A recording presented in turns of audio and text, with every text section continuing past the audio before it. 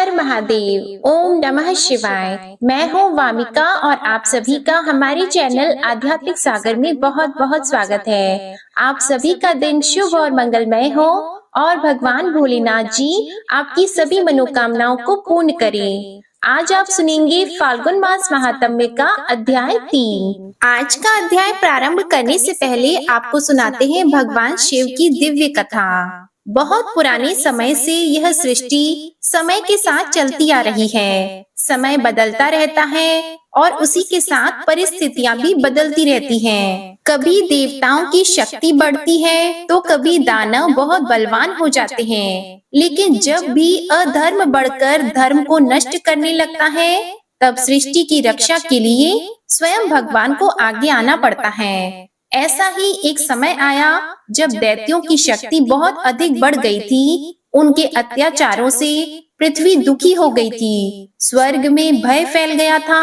और पाताल लोक तक आतंक पहुंच चुका था। उस समय न कोई यज्ञ सुरक्षित था और न ही ऋषियों की तपस्या। दानव यज्ञों को तोड़ देते थे, ऋषियों को परेशान करते थे और धर्म से जुड़ी हर चीज को नष्ट करना चाहते थे। इंद्र का सिंहासन हिल गया था, अग्निदेव की आग कमजोर पड़ने लगी थी, वायु डर के साथ बहने लगी थी, वरुण देव का जल अशांत हो गया था और पृथ्वी माता स्वयं दुख से कराह रही थी। ऐसे कठिन समय में सभी देवता बहुत परेशान होकर एक जगह इकट्ठा हो गए।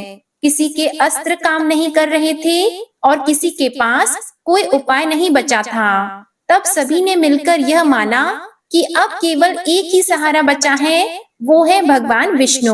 सभी देवता क्षीर सागर पहुँचे और भगवान विष्णु के चरणों में गिरकर बोले, हे प्रभु, दैत्यों का अत्याचार अब सहन से बाहर हो चुका है। हम अपने अपने लोकों से हटाए जा चुके हैं। अब केवल आप ही हमारी रक्षा कर सकते हैं। देवताओं की यह दशा देखकर भगवान विष्णु को बहुत दया आई। उन्होंने शांत स्वर में कहा कि इस समस्या का हल केवल भगवान शिव की कृपा से ही संभव है, क्योंकि शिव ही सब कुछ नष्ट भी कर सकते हैं और रक्षा भी कर सकते हैं। इसके बाद भगवान विष्णु कैलाश पर्वत की ओर चले।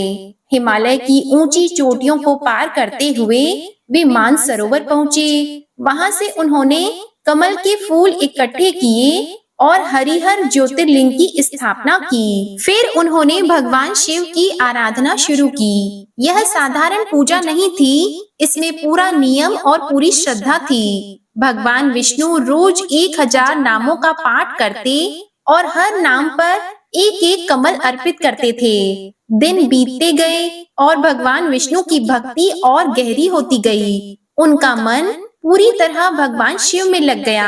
कैलाश पर्वत का वातावरण शिव नाम से गूंजने लगा। देवता दूर से यह सब देखकर आश्चर्य में पड़ जाते थे, लेकिन भगवान शिव अपने भक्त की भक्ति को और परखना चाहते थे। एक दिन जब सहस्त्र नाम का पाठ पूरा होने वाला था और केवल एक ही नाम बचा था, तभी एक कमल अचानक गायब हो गया। भगवान विष्णु ने देखा कि एक फूल कम है, तब वे थोड़े चिंतित हो गए, क्योंकि वे नियम तोड़ना नहीं चाहते थे। इसके बाद उन्होंने चारों ओर खोज की, तालाबों में, जंगलों में, हर जगह, पर कहीं भी कमल नहीं मिला। तब भगवान विष्णु को याद आया कि शास्त्रों में आँख को कमल कहा गया है। उन्होंने सोचा कि यदि नियम पूरा करने के लिए अपनी आँख अर्पित करनी पड़े तो भी वे पीछे नहीं हटेंगे। जैसे ही उन्होंने ऐसा करने का निश्चय किया, पूरा कैलाश प्रकाश से भर गया। तभी भगवान शिव वहां प्रकट हो गए। भगवान शिव भगवान विष्णु की भक्ति से बहुत प्रसन्न हो गए।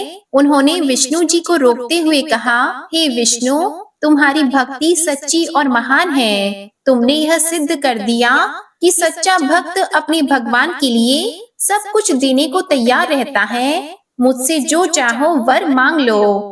भगवान विष्णु ने विनम्रता से कहा, हे प्रभु, यह समस्या मेरी नहीं, पूरी सृष्टि की है। दैत्यों का अत्याचार बहुत बढ़ चुका है, देवता दुखी हैं और मेरे अस्त्र भी काम नहीं कर रहे। कृपया ऐसा उपाय बताइए जिससे अधर्म खत्म हो और धर्म फिर से स्थापित हो सके। तब भगवान शिव ने सुदर्शन चक्र को प्रकट किया और भगवान विष्णु को देते हुए कहा, यह चक्र तुम्हारी भक्ति का फल है। इसकी मदद से तुम दैत्यों का नाश कर सकोगे। ये हमेशा धर्म की रक्षा करेगा। इतना कहकर भगवान शिव अदृश्य हो गए। भगवान विष्णु ने सुदर्शन चक्र को धारण किया और उनकी शक्ति बहुत बढ़ गई। उन्होंने दैत्यों का नाश किया और तीनों लोकों में फिर से शांति स्थापित हो गई। तब देवता प्रसन्न हो गए, पृथ्वी शांत हो गई और स्वर्ग में खुशियां मनाई जाने लगी। ये कहानी केवल युद्ध की नहीं है, ये हमें सिखाती है कि जब कोई व्यक्ति पूरी श्रद्धा और विश्वास के साथ भगवान की भक्ति करता है तो भगवान स्वयं उसकी सहायता करते हैं। शिव और विष्णु का यह संबंध बताता है कि भगवान अलग अलग रूपों में होते हुए भी एक ही हैं, और जब कोई रास्ता न बचे तब सच्ची भक्ति ही सबसे बड़ा सहारा बनती है। प्रेम से बोलिए भगवान श्री हरि विष्णु जी और भगवान शिव की जय। अब सुनिए आज का फाल्गुन मास महात्म्य। श्री सूत जी कहते हैं, त्रयोदशी तिथि में सायंकाल प्रदोष कहा गया है। प्रदोष के समय महादेव जी कैलाश पर्वत के रजत भवन में नृत्य करते हैं और देवता उनके गणों का स्तवन करते हैं। अतः धर्म, अर्थ, काम और मोक्ष की इच्छा रखने वाले पुरुषों को प्रदोष में नियम पूर्वक भगवान शिव की पूजा, होम, कथा और गुणगान करने चाहिए। दरिद्रता के तिमिर से अंधे और भव सागर में डूबे हुए संसार भय से भीरू मनुष्यों के लिए यह प्रदोष व्रत पार लगाने वाली नौका है। भगवान शिव की पूजा करने से मनुष्य दरिद्रता, मृत्यु, दुख और पर्वत के समान भारी ऋण भार को शीघ्र ही दूर करके संपत्तियों से पूजित होता है। विदर्भ देश में सत्यरथ नाम से प्रसिद्ध एक राजा थे, जो सब धर्मों में तत्पर, धीर, सुशील और सत्य प्रतिज्ञ थे। धर्म पूर्वक पृथ्वी का पालन करते हुए उनका बहुत सा समय सुख पूर्वक बीत गया। इसके बाद शाल्व देश के राजाओं ने विदर्भ नगर पर आक्रमण करके उसे चारों ओर से घेर लिया। अपनी पुरी को शत्रुओं से घिरी हुई देखकर विदर्भ राज विशाल सेना साथ लेकर युद्ध के लिए आए। बलोन्मत्त शाल्व देशीय क्षत्रियों के साथ राजा का अत्यंत भयंकर युद्ध हुआ।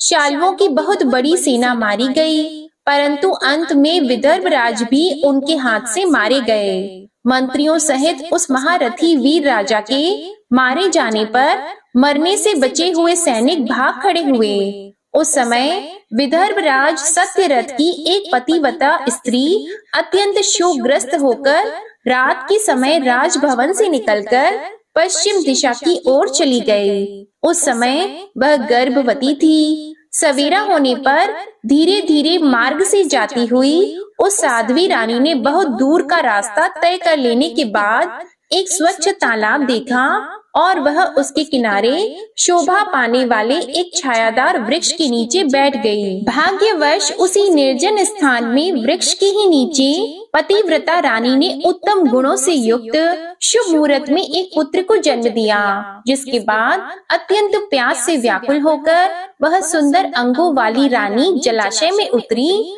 इतने में ही एक बड़े भारी मगरमच्छ ने आकर उसे अपना ग्रास बना लिया।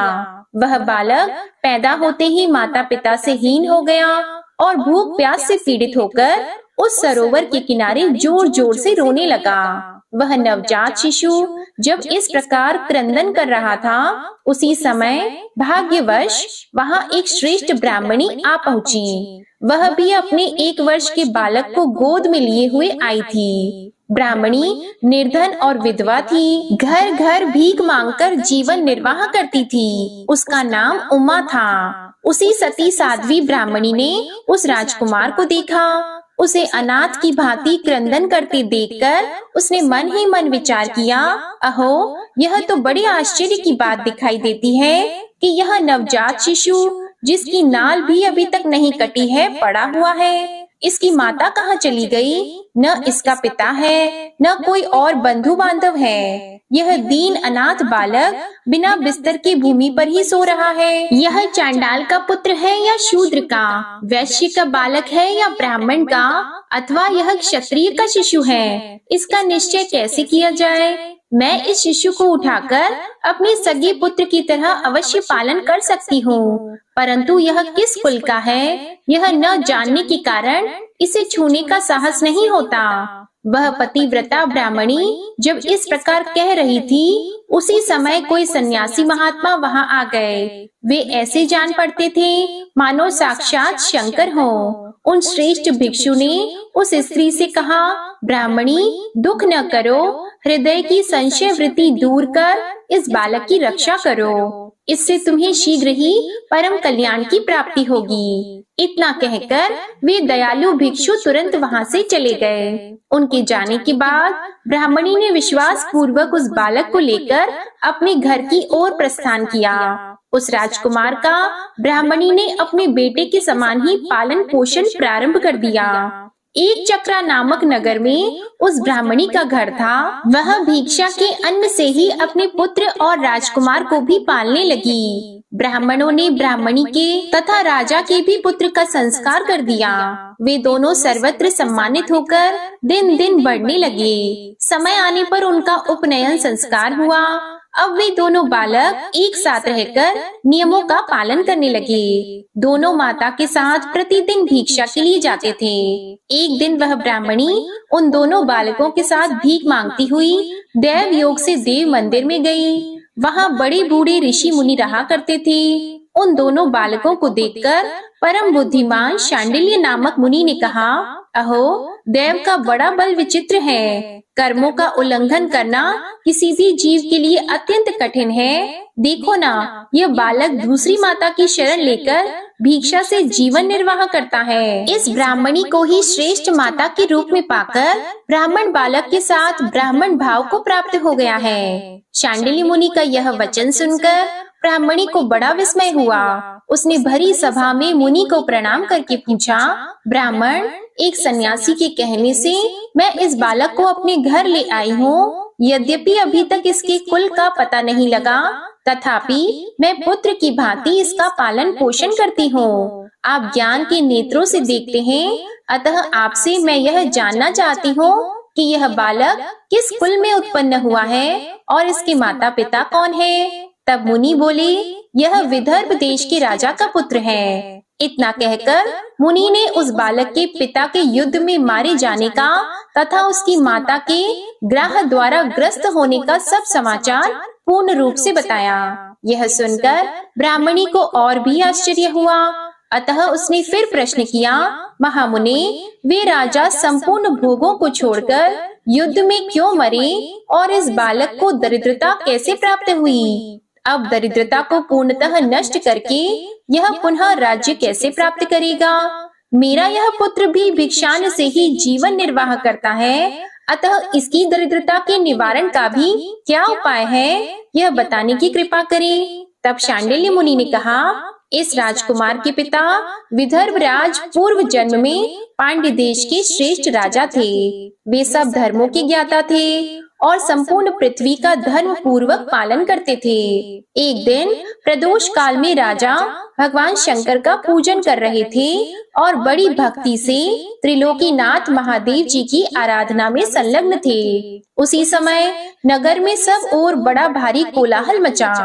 उस उत्कट शब्द को सुनकर राजा ने बीच में ही भगवान शंकर की पूजा छोड़ दी और नगर में क्षोभ फैलने की आशंका से राजभवन से बाहर निकल गए। इसी समय राजा का महाबली मंत्री शत्रु को पकड़कर उनके समीप ले आया। वह शत्रु पांड्य राज का ही सामंत था। उसे देखकर राजा ने क्रोध पूर्वक उसका मस्तक कटवा दिया। शिव पूजा छोड़कर नियम को समाप्त किए बिना ही राजा ने रात में भोजन भी कर लिया। इसी प्रकार राजकुमार भी प्रदोष काल में शिवजी की पूजा किए बिना ही भोजन करके सो गया। वही राजा दूसरे जन्म में विदर्भ राज हुआ था। शिवजी की पूजा में विघ्न होने के कारण शत्रुओं ने उसको सुख भोग के बीच में ही मार डाला। पूर्व जन्म में जो उसका पुत्र था वही इस जन्म में भी हुआ है। शिव जी की पूजा का उल्लंघन करने के कारण यह दरिद्रता को प्राप्त हुआ है। इसकी माता ने पूर्व जन्म में छल से अपनी सौत को मार डाला था।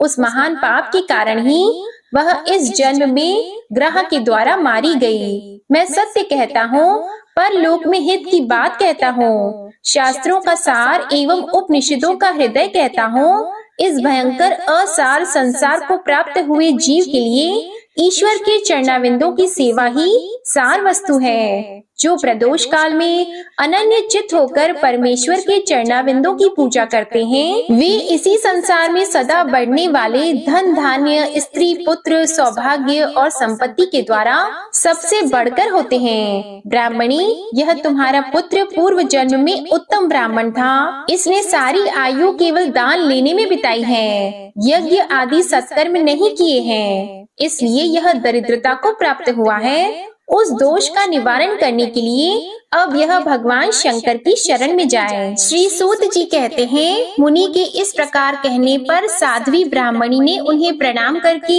शिव पूजन की विधि का क्रम पूछा। तब शांडिल्य मुनि बोले, दोनों पक्षों की त्रयोदशी को मनुष्य जब निराहार रहे तब सूर्यास्त से 3 घड़ी पहले स्नान करे, फिर श्वेत वस्त्र धारण करके धीर पुरुष संध्या और जप आदि नित्य कर्म की विधि पूरी करके मौन होकर शास्त्र विधि का पालन करते हुए भगवान शिव की पूजा प्रारंभ करे। भगवत विग्रह के आगे की भूमि को नए निकाले हुए शुद्ध जल से भली भांति लीप पोत कर सुंदर मंडल बनाए। धौत वस्त्र आदि के द्वारा उस मंडल को सब ओर से घेर दे। ऊपर से चंदोवा आदि लगाकर फल फूल और नवीन अंकुरों से उसको सजाएं। मंडल के मध्य की भूमि में 5 रंगों से युक्त विचित्र कमल अंकित करके उसी पर सुस्थिर एवं उत्तम आसन बिछाकर बैठे और हृदय में भक्ति भाव से युक्त होकर पूजा की सब सामग्री एकत्र करे। फिर पवित्र भाव से शास्त्रोक्त मंत्र द्वारा देव पीठ को आमंत्रित करे। इसके बाद आत्म शुद्धि और भूत शुद्धि आदि करके 3 प्राणायाम करे। उसके बाद बिंदु युक्त बीजाक्षरों के द्वारा विधि पूर्वक मातृका न्यास करे। इसके बाद परा देवता का ध्यान करके मातृका न्यास की विधि पूरी करे। फिर परम शिव का ध्यान करके पीठ के वाम भाग में गुरु को प्रणाम करे। दक्षिण भाग में गणेश जी को मस्तक झुकाए। दोनों अंशों यानी कंधों और उरुओं अर्थात जांघों में धर्म आदि का न्यास करें। नाभि और पार्श्व भागों में अधर्म आदि का न्यास करें। इसके बाद हृदय में अनंत आदि का न्यास करके देव पीठ पर मंत्र का न्यास करें। आधार शक्ति से लेकर ज्ञान आत्मा तक का क्रमशः न्यास करके हृदय में एक कमल की भली भांति भावना करे। वह कमल 9 शक्तियों से युक्त एवं परम सुंदर हो। उसी कमल की कर्णिका में कोटि कोटि चंद्रमाओं के समान प्रकाशमान उमापति भगवान शिव का ध्यान करें। भगवान के 3 नेत्र हैं। मस्तक पर चंद्रमा का मुकुट शोभा पाता है। जटा जूट कुछ कुछ पीला हो गया है। उस पर रत्न जटित किरीट सुशोभित है। उनके कंठ में नील चिन्ह है और अंग अंग से उदारता सूचित होती है। सर्पों के हार से उनकी बड़ी शोभा हो रही है। उनके एक हाथ में वरद और दूसरे में अभय की मुद्रा है। वे फरसा धारण करते हैं। उन्होंने नागों का कंकण, केयूर, अंगद तथा मुद्रिका धारण कर रखी है। वे व्याघ्र चर्म पहने हुए रत्नमय सिंहासन पर विराजमान हैं। उनके वाम भाग में गिरिराज नंदिनी उमा देवी का चिंतन करें। इस प्रकार महादेव जी तथा गिरिजा देवी का ध्यान करके क्रमशः गंध आदि से उनकी मानसिक पूजा करें। 5 वैदिक मंत्रों से गंध आदि द्वारा पूर्वोक्त 5 स्थानों में अथवा हृदय में पूजा करें। फिर मूल मंत्र से 3 बार हृदय में ही पुष्पांजलि दे। उसके बाद सिंहासन पर महादेव जी का पुनः पूजन प्रारंभ करें। पूजा के आरंभ में एकाग्रचित होकर संकल्प पढ़ें। इसके बाद हाथ जोड़कर मन ही मन भगवान शिव का ध्यान एवं आह्वान करें कि हे भगवान शंकर, आप ऋण, पातक, दुर्भाग्य और दरिद्रता आदि की निवृत्ति के लिए तथा संपूर्ण पापों का नाश करने के लिए मुझ पर प्रसन्न होइए। मैं दुख और शोक की आग में जल रहा हूँ, संसार भय से पीड़ित हूँ, अनेक प्रकार के रोगों से व्याकुल और दीन हूँ। वृषवाहन, मेरी रक्षा कीजिए। देव देवेश्वर, सबको निर्भय कर देने वाले महादेव जी, आप यहाँ पधारिए और मेरी की हुई इस पूजा को पार्वती जी के साथ ग्रहण कीजिए। इस प्रकार संकल्प और आह्वान करके पूजा आरंभ करनी चाहिए। इसके बाद मनुष्य एकाग्रचित्त होकर रुद्र सूक्त का पाठ करते हुए वहां स्थापित किए हुए शंख के जल से और पंचामृत से महादेव जी का अभिषेक करके भांति भांति के मंत्रों से आसन आदि उपचारों को समर्पित करें। भावना द्वारा दिव्य वस्त्रों से विभूषित स्वर्ण सिंहासन की कल्पना करें और उसी पर भगवान को विराजमान करके अष्ट गुण युक्त अर्घ और पाद्य निवेदन करें। फिर शुद्ध जल से आचमन कराकर मधु पर्क दें। उसके बाद पुनः आचमन के लिए जल देकर मंत्रोच्चारण पूर्वक स्नान कराएं। फिर यज्ञोपवीत वस्त्र और आभूषण अर्पण करें। परम पवित्र अष्टांग युक्त चंदन चढ़ाएं। बिल्व, मदार, लाल कमल, धतूर, कनेर, सनई का फूल, चमेली, कुशा, अपामार्ग, तुलसी, जूही, चंपा, भटकटिया और करवीर के फूलों में से जितने मिल जाएं, उन सबको शिव उपासक भगवान शिव पर चढ़ाएं। इनके अतिरिक्त भी नाना प्रकार के सुगंधित पुष्प निवेदन करें। फिर लाल चंदन से उत्पन्न धूप और निर्मल दीप समर्पित करें। उसके बाद हाथ धोकर घी, नमकीन और साग, मिठाई, पुआ, शक्कर तथा गुड़ के बने हुए पदार्थ एवं खीर का नैवेद्य भोग लगाएं। मधु, दही और जल भी अर्पण करें। उस खीर का ही मंत्र द्वारा प्रज्वलित की हुई अग्नि में हवन करें। यह होम शास्त्रोक्त विधि से आचार्य की कथन अनुसार संपन्न करना चाहिए। भगवान शंकर को नैवेद्य देकर मुख शुद्धि के लिए उत्तम तांबूल अर्पण करें। धूप, आरती, सुंदर छत्र, उत्तम दर्पण को वैदिक तांत्रिक मंत्रों द्वारा विधि पूर्वक समर्पित करें। अगर यह सब करने की अपने में शक्ति न हो, अधिक धन का अभाव हो, तो अपने पास जितना धन हो उसी के अनुसार भगवान की पूजा करें। गौरीपति भगवान शंकर भक्ति पूर्वक भेंट किए हुए पुष्प मात्र से भी संतुष्ट हो जाते हैं। इसके बाद स्तोत्रों द्वारा स्तुति करके भगवान को साष्टांग प्रणाम करें। फिर परिक्रमा करके पूजा समर्पित करने के बाद विधि पूर्वक श्री गिरिराजपति की प्रार्थना करें कि हे देव जगन्नाथ, आपकी जय हो। सनातन शंकर, आपकी जय हो। संपूर्ण देवताओं के अधीश्वर, आपकी जय हो। सर्व देव पूजित, आपकी जय हो। सर्व गुणातीत, आपकी जय हो। सबको वर देने वाले प्रभु, आपकी जय हो। संपूर्ण विश्व के लिए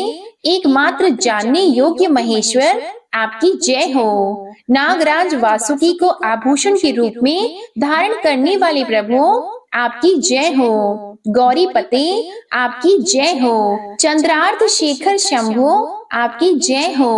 कोटि सूर्यों के समान तेजस्वी शिव, आपकी जय हो। अनंत गुणों के आश्रय, आपकी जय हो। भयंकर नेत्रों वाले रुद्र, आपकी जय हो। अचिंत्य निरंजन, आपकी जय हो। नाथ दया सिंधु, आपकी जय हो। भक्तों की पीड़ा का नाश करने वाले प्रभु, आपकी जय हो। दुस्तर संसार सागर से पार उतारने वाले परमेश्वर, आपकी जय हो। महादेव, मैं संसार के दुखों से पीड़ित एवं खिन्न हूँ, मुझ पर प्रसन्न होइए। परमेश्वर, समस्त पापों के भय का अपहरण करके मेरी रक्षा कीजिए। मैं महान दारिद्र्य के समुद्र में डूबा हुआ हूँ। बड़े बड़े पापों ने मुझे आक्रांत कर लिया है। मैं महान शोक से नष्ट और बड़े बड़े रोगों से व्याकुल हूँ। सब ओर से ऋण के भार से लदा हुआ हूँ। पाप कर्मों की आग में जल रहा हूँ और ग्रहों से पीड़ित हो रहा हूँ। हे शंकर, मुझ पर प्रसन्न होइए। निर्धन मनुष्य इस प्रकार पूजा के अंत में भगवान गिरिराजपति की प्रार्थना करे। धनाढ्य अथवा राजा की इस प्रकार भगवान शंकर की प्रार्थना करनी चाहिए। हे शंकर जी, आपके प्रसाद से मेरे सदा आनंद रहे, मेरे राज्य में लुटेरे न रहें, सब लोग निरापद होकर रहें, पृथ्वी पर अकाल महामारी आदि के संताप शांत हो जाएं, सबकी खेती धन धान्य से समृद्ध हो, संपूर्ण दिशाओं में सुख का साम्राज्य छा जाए। इस प्रकार प्रदोष व्रत के दिन गिरिजापति भगवान शंकर की आराधना करें, ब्राह्मणों को भोजन कराएं और उन्हें दक्षिणा देकर संतुष्ट करें। इस प्रकार मैंने सब पापों का नाश, सब प्रकार की दरिद्रता का निवारण तथा समस्त मनोवांछित वस्तुओं का दान करने वाली शिव पूजा का वर्णन किया है। यह शिव की पूजा शिव जी के द्रव्य का हरण करने के पाप को छोड़कर शेष सभी महापातकों और उपपातकों के महान समुदाय का नाश करती है। यदि ये दोनों बालक इसी प्रकार भगवान शंकर का पूजन प्रत्येक प्रदोष के दिन करते रहें, तो वर्ष भर के भीतर ही इन्हें उत्तम सिद्धि की प्राप्ति होगी। शांडिल्य मुनि का यह वचन सुनकर उस ब्राह्मणी ने दोनों बालकों के साथ मुनि के चरणों में प्रणाम किया और इस प्रकार कहा, भगवान, आज मैं आपके दर्शन मात्र से कृतार्थ हो गई। ये दोनों बालक आज से आपकी शरण में हैं। ब्राह्मण, यह मेरा पुत्र है और इसका नाम शुचिव्रत है, और यह राजकुमार है जिसका नाम मैंने धर्मगुप्त रख दिया है। ये दोनों बालक और मैं सभी आपके चरणों के दास हैं। इस घोर दारिद्र्य सागर में गिरे हुए हम सबका आप उद्धार कीजिए। इस प्रकार शरण में आई हुई ब्राह्मणी को अमृत के समान मधुर वचनों द्वारा आश्वासन देकर मुनि ने उसके दोनों बालकों को भगवान शंकर के आराधना की मंत्र विद्या का उपदेश दिया, जिसके बाद दोनों बालक और ब्राह्मणी मुनि की आज्ञा लेकर वहां से चले गए। मुनिवर के उपदेश अनुसार दोनों बालक प्रत्येक प्रदोष व्रत के दिन पार्वती वल्लभ शिव की आराधना करने लगे। इस प्रकार शिव पूजा करते हुए द्विज कुमार अर्थात वह ब्राह्मणी का पुत्र और राजकुमार के 4 महीने सुखपूर्वक बीत गए। एक दिन द्विज कुमार राजकुमार को साथ लिए बिना ही नदी के तट पर स्नान करने के लिए गया और वहां मौज से देर तक इधर उधर घूमता रहा। वहां झरने के जल के आघात से खाई की भूमि कट जाने से उसमें गड़ा हुआ एक बड़ा भारी खजाने का कलश चमक रहा था, जिस पर ब्राह्मण कुमार की दृष्टि पड़ी। उसे देखकर वह सहसा हर्ष और कौतूहल में भरकर उसके समीप गया और उसे देवता के प्रसाद से प्राप्त हुआ मानकर सिर पर लेकर घर को चल दिया तथा घर के भीतर उस घड़े को रखकर माता से कहा, माँ, यह भगवान शंकर का प्रसाद तो देखो। उन्होंने दया करके घड़े के रूप में यह खजाना दिखा दिया। तब उस पतिव्रता ब्राह्मणी ने राजकुमार को भी बुलाकर कहा, पुत्रों, इस खजाने के घड़े को तुम दोनों आपस में बराबर बांट लो। माता की बात को सुनकर ब्राह्मण के पुत्र को प्रसन्नता हुई, किंतु राजपुत्र ने उससे कहा, माँ, यह तुम्हारे ही पुत्र के पुण्य से प्राप्त हुआ है, अतः मैं इस खजाने को बांटकर लेना नहीं चाहता हूँ। अपने पुण्य के प्राप्त हुए खजाने का ये स्वयं ही उपभोग करे, वे ही भगवान शंकर मुझ पर भी कृपा करेंगे। इस प्रकार प्रसन्नता पूर्वक भगवान शंकर की पूजा करते हुए उन दोनों कुमारों का उसी घर में 1 वर्ष व्यतीत हो गया। एक दिन राजकुमार उस ब्राह्मण कुमार के साथ वसंत ऋतु में वन में भ्रमण के लिए निकल गया। कुछ दूर जाने पर उन्होंने सैकड़ों गंधर्व कन्याओं को परस्पर क्रीड़ा करते हुए देखा। उन्हें देखकर ब्राह्मण कुमार ने दूर से ही राजकुमार से कहा, यहाँ से आगे जाना उचित नहीं है, क्योंकि उधर स्त्रियां विहार कर रही हैं। स्वच्छ अंतःकरण वाले विद्वान पुरुष स्त्रियों का सामीप्य त्याग देते हैं। ये रमणियां छल करने वाली तथा वाणी के द्वारा अनुनय विनय करने में कुशल हैं। ये पुरुषों को अपनी दृष्टि मात्र से मोहित कर लेती हैं। इसलिए अपने धर्म में तत्पर ब्रह्मचारी कभी स्त्रियों के समीप जाकर उनके साथ वार्तालाप न करे। ऐसा कहकर ब्राह्मण कुमार लौट पड़ा और दूर जाकर खड़ा हो गया, किंतु राजकुमार अकेला ही निर्भय होकर स्त्रियों की उस क्रीड़ा स्थली की ओर चला गया। उन गंधर्व कन्याओं में से एक ने राजकुमार को आते देखकर मन ही मन कुछ विचार किया और सखियों से कहा, सहेलियों, यहाँ से थोड़ी ही दूर पर एक उत्तम वन है जहाँ विचित्र चंपा, अशोक आदि वृक्ष खिले हुए हैं। वहाँ जाकर तुम सब लोग फूल तोड़ो। तब तक मैं यहीं बैठी हूँ। तुम फूलों का संग्रह करके पुनः यहाँ आ जाना। उसके इस प्रकार आदेश देने पर सखियां वन के भीतर चली गईं और वह गंधर्व कन्या राजकुमार पर दृष्टि लगाए वहीं खड़ी रही। उसे देखकर राजकुमार कामदेव के बाणों से पीड़ित हो गया। गंधर्व कन्या ने अपने पास आए राजकुमार को बैठने के लिए कोमल पल्लवों का आसन दिया और पूछा, कमल नयन, तुम कौन हो? किस देश से यहाँ आए हो और किसके पुत्र हो? इस प्रकार पूछने पर राजकुमार ने अपना पूरा परिचय बताया कि मैं विदर्भ राज का पुत्र हूँ। मेरे पिता माता बचपन में ही मर गए हैं। शत्रुओं ने मेरे राज्य पर अधिकार जमा लिया है और मैं दूसरे के राज्य में गुजारा करता हूँ। ये सारी बातें बताकर राजकुमार ने उस गंधर्व कन्या से पूछा, सुंदरी, तुम कौन हो? यहाँ तुम्हारा क्या कार्य है और तुम किसकी पुत्री हो? उनके इस प्रकार पूछने पर कन्या ने कहा, महाराज कुमार, एक द्रविक नामक गंधर्व है जो समस्त गंधर्व कुल के अगुआ माने जाते हैं। मैं उन्हीं की पुत्री हूँ और मेरा नाम अंशुमति है। सब सखियों को छोड़कर मैं यहाँ अकेली हूँ। मैं तुम्हारी अभिलाषा जानती हूँ। तुम्हारा मन मुझ में आसक्त हो गया है। इसी प्रकार देव ने मेरे मन में भी तुम्हारे लिए उत्कंठा भर दी है। अब हम दोनों का स्नेह कभी भंग नहीं होना चाहिए। ऐसा कहकर गंधर्व कुमारी ने शीघ्र ही अपने गले से मोती का हार निकालकर प्रेम पूर्वक राजकुमार को भेंट किया। उस अद्भुत हार को देखकर राजकुमार ने पूछा कि मैं एक बात कहता हूँ, मैं राज्यहीन और निर्धन हूँ। तुम मेरी प्रिया कैसे होना चाहती हो? मूर्ख स्त्री की भांति पिता की आज्ञा का उल्लंघन करके अपनी इच्छा के अनुसार आचरण क्यों करती हो? यह सुनकर गंधर्व कन्या ने कहा, प्रियतम, आपका कहना ठीक है। मैं पिता की आज्ञा के विरुद्ध नहीं करूंगी। आप इस समय घर को पधारें और परसों प्रातः काल पुनः यहीं दर्शन दें। आपसे कुछ हमारा कार्य है। इतना कहकर वह गंधर्व कन्या अपने सखियों के आ जाने से उनके साथ चली गई और राजकुमार भी हर्ष पूर्वक ब्राह्मण कुमार के समीप लौट आया। उसने द्विज पुत्र से सब बातें बताईं और उसके साथ घर को प्रस्थान किया। वहाँ पतिव्रता ब्राह्मणी को भी यह शुभ समाचार सुनाकर राजकुमार ने प्रसन्न किया तथा पूर्व निश्चित समय आने पर वह पुनः द्विज पुत्र के साथ वन में गया। नियत स्थान पर पहुंचकर राजकुमार ने देखा गंधर्व राज और उनकी कन्या दोनों उपस्थित हैं। गंधर्व राज ने वहां आए हुए दोनों कुमारों का अभिनंदन किया और सुंदर आसन पर बिठाकर राजपुत्र से पूछा, विदर्भ राजकुमार, मैं कल कैलाश पर्वत पर गया था।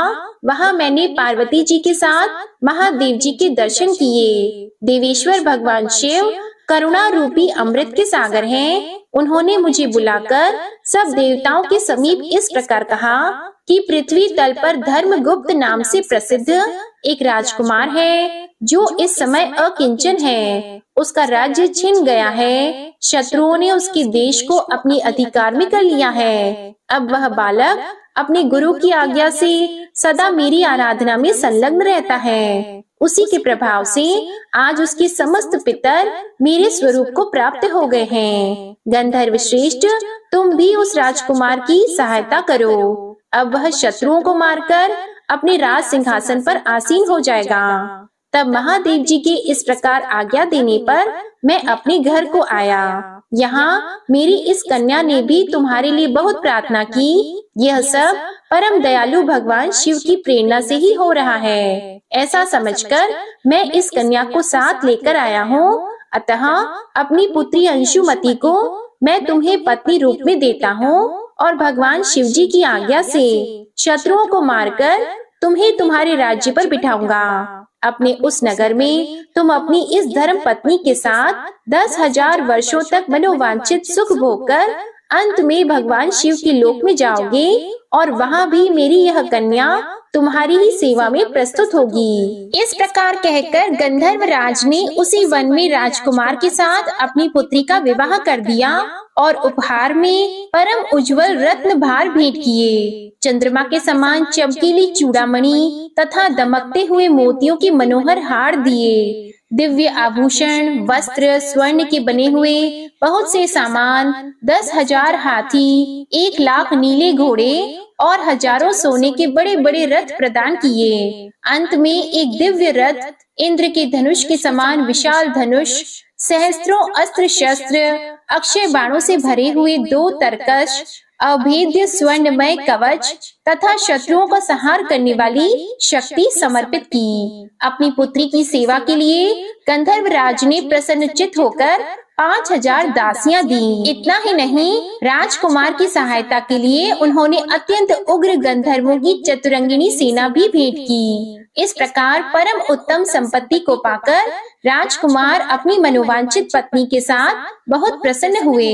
पुत्री का विवाह कराकर गंधर्व राज स्वर्ग लोक में चले गए। धर्मगुप्त विवाह के अनंतर गंधर्वों की सेना के साथ अपने नगर को गए और वहां उन्होंने शत्रु सेना का संहार करके राजधानी में प्रवेश किया। इसके बाद श्रेष्ठ ब्राह्मणों और मंत्रियों ने मिलकर राजकुमार का अभिषेक किया और वे रत्नमय सिंहासन पर आरूढ़ होकर अकंटक राज्य का उपभोग करने लगे। जिस ब्राह्मण पत्नी ने उनका अपने पुत्र की भांति पालन किया था, वही उनकी माता हुई। वह द्विज कुमार ही भाई हुआ तथा गंधर्व राजपुत्री अंशुमति महारानी के पद पर प्रतिष्ठित हुई। भगवान शंकर की आराधना करके धर्मगुप्त विदर्भ देश के राजा हो गए। इसी प्रकार दूसरे लोग भी प्रदोष व्रत के दिन गिरिजापति की आराधना करके मनोवांछित कामनाओं को प्राप्त कर लेते हैं और अंत में मृत्यु होने पर परम गति को प्राप्त होते हैं। श्री सूत जी कहते हैं, जो प्रदोष व्रत के परम अद्भुत पुण्यमय महात्म्य को उस व्रत के दिन शिव पूजन के बाद एकाग्रचित होकर सुनता अथवा पढ़ता है, उसे 100 जन्मों तक कभी दरिद्रता नहीं होती और अंत में वह ज्ञान के ऐश्वर्य से युक्त होकर भगवान शंकर के परम धाम को प्राप्त होता है। आज का अध्याय समाप्त हुआ। अब आप सुनिए श्री शिव चालीसा पाठ। श्री गणेश गिरिजा सुवन मंगल मूल सुजान, कहत अयोध्या दास तुम देहु अभय वरदान। जय गिरिजापति दीन दयाला, सदा करत संतन प्रतिपाला। भाल चंद्रमा सोहत नीके, कानन कुंडल नाग फनी के। अंग गौर शिर गंग बहाए, मुंड माल तन छार लगाए। वस्त्र खाल बागंबर सोहे, छवि को देख नाग मुनि मोहे। मैना मातु की है दुलारी, बाम अंग सोहत छवि न्यारी। कर त्रिशूल सोहत छवि भारी, करत सदा शत्रु निशयकारी। नंदी गणेश सोहित कैसे, सागर मध्य कमल है जैसे। कार्तिक श्याम और गणराऊ, या छवि को कही जात न काऊ। देवन जब ही जाए पुकारा, तब ही दुख प्रभु आप निवारा। किया उपद्रव तारक भारी, देवन सब मिली तुम ही जुआरी। तुरत षडानन आप पठायहु, लव निमेष मह मार गिरायहु। आप जलंधर असुर सहारा, सुयश तुम्हार विदित संसारा। त्रिपुरासुर सन युद्ध मचाई, सब ही कृपा कर लीन बचाई। किया तपहि भागीरथ भारी, पूरब प्रतिज्ञा तसु पुरारी। दानिन मह तुम सम को नाही, सेवक स्तुति करत सदाही। वेद नाम महिमा तव गाई, अकथ अनादि भेद नहीं पाई। प्रगट उदति मंथन में ज्वाला, जरे सुरासुर भय विहाला। कीन्ह दया तह करी सहाई, नीलकंठ तब नाम कहाई। पूजन रामचंद्र जब कीन्हा, जीत के लंक विभीषण दीन्हा। सहस कमल में हो रहे धारी, कीन्ह परीक्षा तब ही पुरारी। एक कमल प्रभु राखे जोई, कमल नयन पूजन चह सोई। कठिन भक्ति देखी प्रभु शंकर, भय प्रसन्न दिए इच्छित वर। जय जय जय अनंत अविनाशी, करत कृपा सबकी घटवासी। दुष्ट सकल नित मोहि सतावे, भ्रमत रहे मोहि चैन न आवे। त्राहि त्राहि मैं नाथ पुकारो, यही अवसर मोहि आन उबारो। ले त्रिशूल शत्रुन को मारो, संकट से मोहि आन उबारो। मातु पिता भ्राता सब कोई, संकट में पूछत नहीं कोई। स्वामी एक है आस तुम्हारी, आया हरहु अब संकट भारी। धन निर्धन को देत सदाही, जो कोई जाचे वो फल पाही। अस्तुति के ही विधि करो तुम्हारी, क्षमहु नाथ अब चूक हमारी। शंकर हो संकट के नाशन, मंगल कारण विघ्न विनाशन। योगी यति मुनि ध्यान लगावी, नारद शारद शीश नवावी। नमो नमो जय नमो शिवाय, सुर ब्रह्मादिक पारन पाए। जो यह पाठ करे मन लाई, तापार होत है शंभु सहाय। ऋण के हो जो कोई अधिकारी, पाठ करे सो पावन हारी। पुत्रहीन कर इच्छा कोई, निश्चय शिव प्रसाद तेहि होई। पंडित त्रयोदशी को लावे, ध्यान पूर्वक होम करावे। त्रयोदशी व्रत करे हमेशा, तन नहीं ताकि रहे कलेशा। धूप दीप नैवेद्य चढ़ावे, शंकर सम्मुख पाठ सुनावे। जन्म जन्म के पाप नसावे, अंतवास शिवपुर में पावे। कहे अयोध्या आस तुम्हारी, जानी सकल दुख हरहु हमारी। नित नेम कर प्रातः ही, पाठ करो चालीसा। तुम मेरी मनोकामना, पूर्ण करो जगदीश। मगसर छठी हेमंत ऋतु, संवत 64 जान। स्तुति चालीसा शिव ही, पूर्ण कीन कल्याण। शिव चालीसा समाप्त होती है। प्रेम से बोलिए भगवान भोलेनाथ की जय। आपको आज की कथा पसंद आए तो वीडियो को लाइक करिएगा, शेयर करिएगा, कमेंट में भगवान भोलेनाथ जी की जय लिखिएगा और चैनल को भी सब्सक्राइब करिएगा। आज की कथा के साथ ही आप हमारे चैनल पर बुधवार की व्रत कथा भी जरूर सुनिएगा। जय भोलेनाथ।